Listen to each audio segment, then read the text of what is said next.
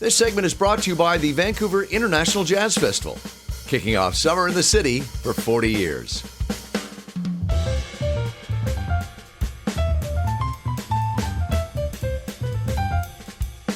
Well, I am on Granville Island, and behind me, Ron Bassford Park, but I am here with Nina Horvath. She is the Executive Director of Coastal Jazz Society, and we're here to talk about your big event, the Vancouver International Jazz Festival, which is in its 40th year. Congratulations. Thank you. You've done some beautiful things, and you've been with them since 2021.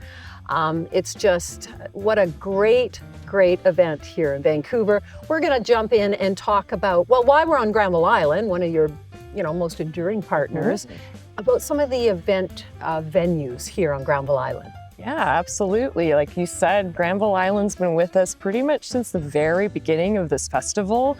They're one of our biggest and strongest partners, and we've got 3 different venues on the island this year that we'll be activating for the 10 days of the festival. I think there's a little over 40 different concerts of music, with everything from free to pay what you can to ticketed events. Wonderful. Well, let's break down the venues.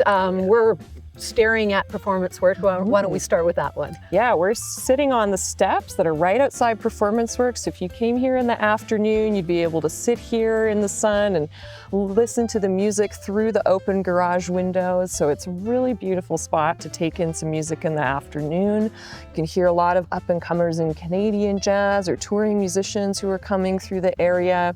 And then we also continue into the evening with this venue, and that's when we do a lot of our ticketed events. Some of our really popular shows happen here with kind of more, a little bit bigger names in jazz. It also can be a really great place to see some people who are kind of just on the cusp of making it really big in the scene. We've got somebody like a Nubia Garcia from the UK who's already won their equivalent of the Polaris Prize called the Mercury Prize, really well recognized as an up-and-coming saxophone player.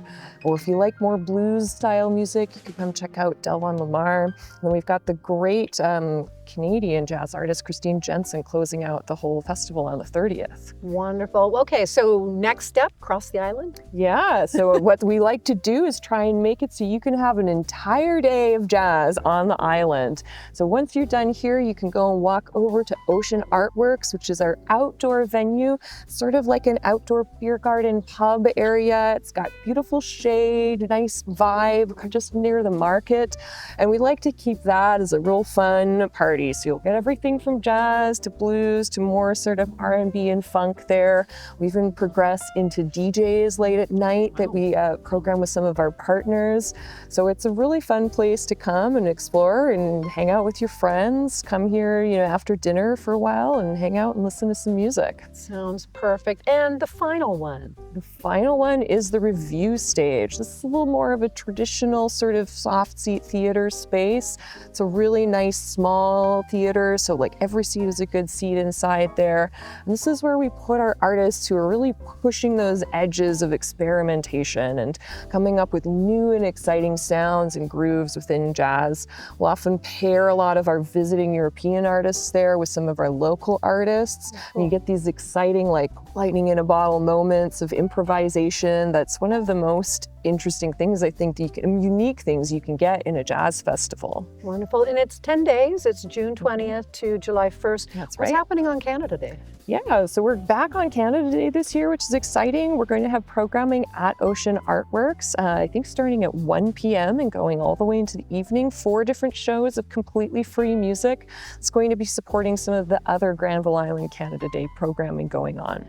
And I love that you're making the Jazz Fest and music accessible. There's a lot of pay as you can. You can check out all the guides in the 40th year. This the keepable guide here. Absolutely. And of course you can get a Yeah, that's your guide. handy pocket guide. You can throw that in the back of your back pocket and Yeah. carry that around with you so you know exactly what's going on during the festival. Fantastic. It's a huge priority for us to keep things free and accessible. It's always been a big part of the ethos of the festival. And so we have over 50 free shows, several that are pay what you can, and a lot of them that are also still like Ocean Artworks at night is a $15 at the door. So we try and keep it affordable as much as we can. And speaking of affordable, you have a 50-50 raffle that is ongoing right now so people can win big money, but also Absolutely. support such a great event. Yeah, so obviously 50% of the proceeds go towards Coastal Jazz. We can't make this accessible without the support of our donors and our grant people, our partners and sponsors.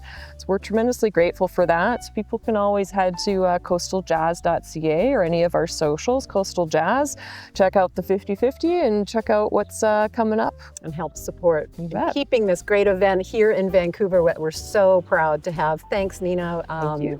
Again, you can find out more information by going to coastaljazz.ca for all the information, all the guides. Print yourself a guide or pick one up. I'm sure these are distributed all around. So thanks for joining us on Our City tonight, and we're so excited for this Jazz Fest coming up. This segment was brought to you by the Vancouver International Jazz Festival, kicking off summer in the city for 40 years.